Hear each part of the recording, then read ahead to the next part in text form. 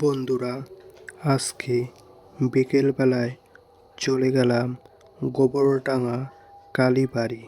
সেখানে গিয়ে একটু ব্লগ ভিডিও বানালাম।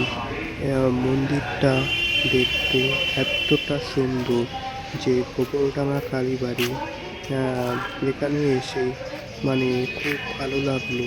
ঠাকুর যদি টানে তাহলে নিশ্চয়ই আসা যায়। সবাই আসো, যার মনের ইচ্ছা কামনা করো, মনস্কামনা কামনা করো। আমিও এসে আজকে হঠাৎ করে চলে এসেছি গোবরডাঙ্গা কালীবাড়ি।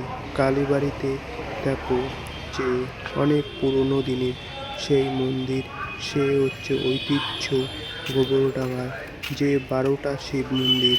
তোমাদেরকে আমি দেখাতে চলেছি, যে ঘুরিয়ে ঘুরিয়ে যতটা পারি দেখাচ্ছি। আমিও কালীবাড়ি এসে পুজো দিলাম।